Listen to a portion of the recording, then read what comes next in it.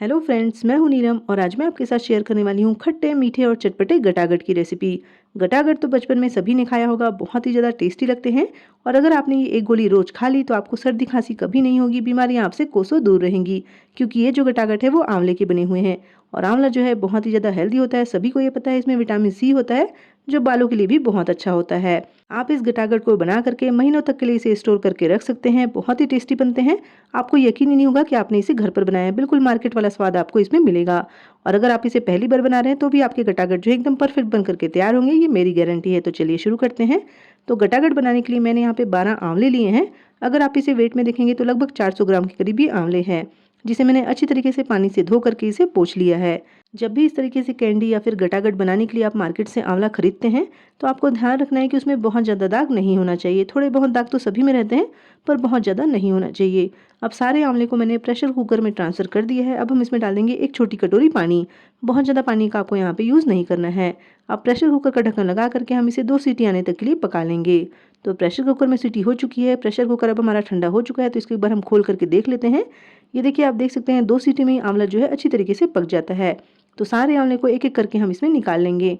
और जो आंवले का पानी हमारा यहाँ पे बचा हुआ है उसको हमें फेंकना नहीं है। देख सकते हैं बहुत थोड़ा ही पानी इसमें रह गया है। तो इस पानी को आप चाहें तो जब आप छोले बना रहे हैं उसमें डाल सकते हैं, तो आपके जो छोले हैं वो काले रंग के बनेंगे। या फिर आप चाहें तो इसमें थोड़ा सा शक्कर या फिर नमक या फिर बिना कुछ डाले आप इसे ऐसे भी पी सकते हैं। ये बहुत हेल्दी होते हैं, इसलिए इस पानी को आप फेंकिएगा नहीं। या फिर आप चाहें तो इसे बालों पर भी लगा सकते हैं। अब हम आंवले को कुछ देर के लिए ठंडा होने के लिए छोड़ देंगे। और जैसे ही आंवला जो है पूरी तरीके से ठंडा हो जाएगा, एक एक करके हम इसकी सारी कलियां निकाल लेंगे। बहुत ही आसानी से बॉईल होने के बाद ये निकल जाती है। कच्चे में आप इसे निकालेंगे ना तो अच्छी तरीके से नहीं निकलता है। और इसके बीच में जो ये गुठली रहती है उसको हम निकाल करके अलग कर देंगे। तो सारी कलियां हम इसी तरीके से अब निकाल लेते हैं। आप चाहें तो ना इस तरीके से बॉईल करने की बजाय आप इसे स्टीम दे करके भी बना सकते हैं। पर बॉईल करना जो है वो बहुत आसान होता है, 2 सीटी में ही बढ़िया से बन करके तैयार हो जाता है। तो देख सकते हैं सारे आंवले की कलियां मैंने यहाँ पे निकाल करके तैयार कर ली है। अब हम इसे पीसेंगे, तो उसके लिए हम लेंगे एक मिक्सर जार, उसमें सारे आंवले को हम डाल देंगे। हमारा आंवला जो है वो थोड़ा सा ज़्यादा है, इसलिए हम इसे 2 बार में करके पीसेंगे। और पीसते समय आपको इसमें पानी का बिल्कुल भी यूज़ नहीं करना है। तो देख सकते हैं आंवले को मैंने अच्छी तरीके से पीस लिया है और बहुत चिकना मैंने इसे पीस करके तैयार किया है। आप मिक्सर को 2 से 3 बार रोक रोक करके चलाएंगे ना तो बहुत ही बढ़िया से आपका आंवला जो है पीस करके तैयार हो जाएगा। और अगर आपको लग रहा है कि आंवला जो है अच्छी तरीके से नहीं पिस रहा है, इसमें पानी की ज़रूरत पड़ सकती है, तो आंवले को बॉईल करने के बाद जो पानी बचा हुआ था ना, वही पानी आप इसमें 1 चम्मच डाल सकते हैं। वैसे पानी की ज़रूरत नहीं पड़ेगी। अगर आप मिक्सर को 2 से 3 बार रोक रोक करके चलाएंगे तो आपका आंवला जो है एकदम चिकना पीस करके तैयार हो जाएगा। तो बचे हुए आंवले को भी मैंने सेम मिक्सर जार में डाल करके पीस लिया है। और आप देख सकते हैं 1 कटोरी भर के आंवला का पेस्ट हमारा यहाँ पे बन करके तैयार हो गया है। अब हम लेंगे एक पैन और पैन में हम ये सारे आंवले का पेस्ट डाल देंगे। यहाँ पे आपको ऑयल या फिर घी वगैरह कुछ भी इसमें नहीं डालना है। फ्लेम को यहाँ पे मीडियम करके आंवले को हमें 3 से 4 मिनट के लिए अच्छी तरीके से भून लेना है। आंवले को इस तरीके से थोड़ा सा भून लेने से क्या होता है, इसमें जो भी पानी रहता है, थोड़ी नमी रहती है, वो सारी खत्म हो जाती है।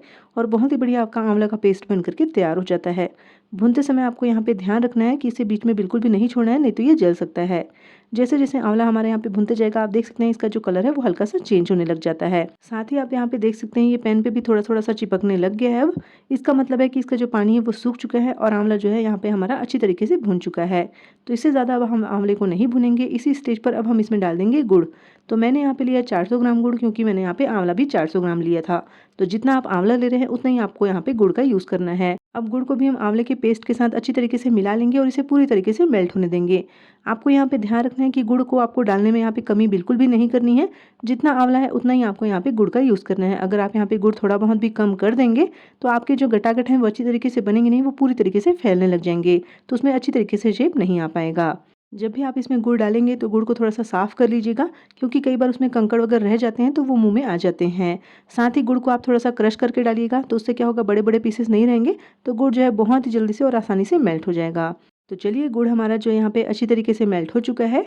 अभी तक मैंने यहाँ पे फ्लेम को मीडियम रखा हुआ था, लेकिन जैसे ही गुड़ जो है पूरी तरीके से मेल्ट हो जाएगा, फ्लेम को हम लो कर देंगे और लो फ्लेम पर इसे लगातार चलाते हुए तब तक पकाएंगे जब तक ये एक साथ इकट्ठा नहीं होने लग जाता, साथ ही पैन को छोड़ने नहीं लग जाता है। लेकिन उससे पहले इस गटागट में एक बढ़िया सा टेस्ट लाने के लिए हम इसमें कुछ मसाले ऐड करेंगे।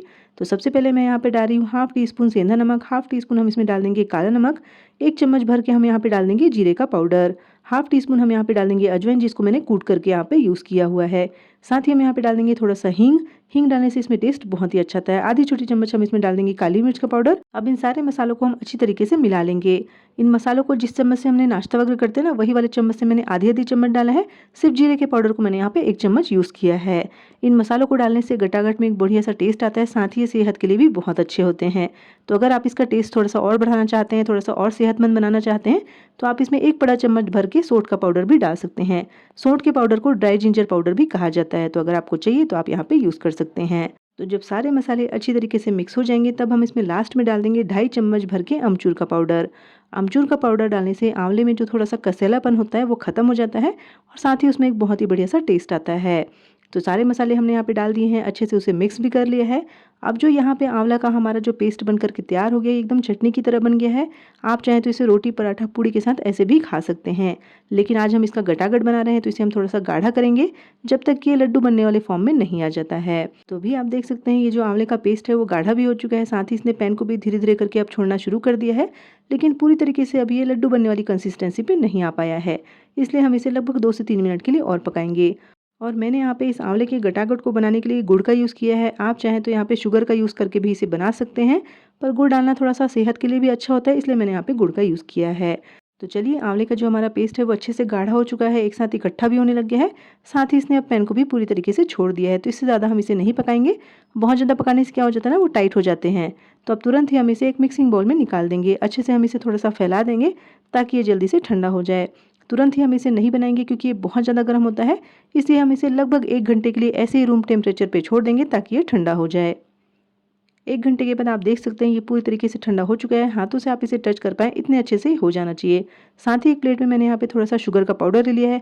मिक्सर में आप थोड़ा सा शुगर को डाल करके अच्छे से पीस लीजिए, तो इस तरीके से आपका पाउडर बन करके तैयार हो जाएगा। अब थोड़ा सा पाउडर हम हाथों पर ले करके थोड़ा सा पोर्शन इसमें से ले लेंगे, जितना बड़ा या फिर छोटा आप ये गटागट बना करके तैयार करना चाहते हैं। अब उंगलियों की सहायता से हम इसे हल्का हल्का इस तरीके से प्रेस करते जाएंगे ताकि ये थोड़ा सा स्मूथ हो जाए। उसके बाद दोनों हाथों के बीच में रख करके, जैसे हम लड्डू अगर बनाते हैं उसी तरीके से छोटे छोटे गटागट का हम इसे शेप देते जाएंगे। आप इसे किसी भी और शेप में बना सकते हैं, ज़रूरी नहीं है कि आपको ऐसे गोल ही बनाना है, पर गटागट बना रहे हैं तो इस तरीके से गोल बनाइएगा तो ज़्यादा अच्छा लगता है। तो देख सकते हैं बहुत ही बढ़िया गटागट हमारा यहाँ पे बन करके तैयार हो गया है। अगर आपको लग रहा है कि थोड़ा सा गीला गीला लग रहा है, तो आप इसको एक बार शुगर के पाउडर में डाल करके कोट कर दीजिए, तो बहुत ही बढ़िया आपके गटागट बन करके तैयार हो जाएंगे। तो इसी तरीके से चलिए बाकी के गटागट भी हम बना करके तैयार कर लेते हैं। वैसे तो इस गटागट को बनाने में आपको कोई परेशानी नहीं आएगी, पर अगर आपको लग रहा है कि आपका जो मिक्सचर है वो गीला हो गया है, गटागट अच्छे से नहीं बन रहे हैं, तो आप इसे पैन में डाल दीजिए। वापस से 1-2 चम्मच उसमें गुड़ डाल करके अच्छी तरीके से उसे फिर से पका लीजिए। जब हल्का सा वो सूख जाएगा तो बहुत ही बढ़िया आप गटागट बना करके तैयार करेंगे। तो चलिए, सारे गटागट मैंने बना लिए हैं। इसको इस तरीके से जार में आप डाल करके कई महीनों तक के लिए आप इसे स्टोर करके रख सकते हैं, चाहे तो आप इसे फ्रिज में भी रख सकते हैं। तो लीजिए, एकदम मार्केट के स्वाद वाले खट्टे मीठे चटपटे आंवले के गटागट बिल्कुल तैयार हैं। आप भी इसे एक बार ज़रूर ट्राई कीजिए, और अगर आपको आज की रेसिपी थोड़ी सी भी अच्छी लगी हो तो प्लीज़ वीडियो के नीचे लाइक का बटन क्लिक करें और मेरे चैनल को सब्सक्राइब करना बिल्कुल भी ना भूलें।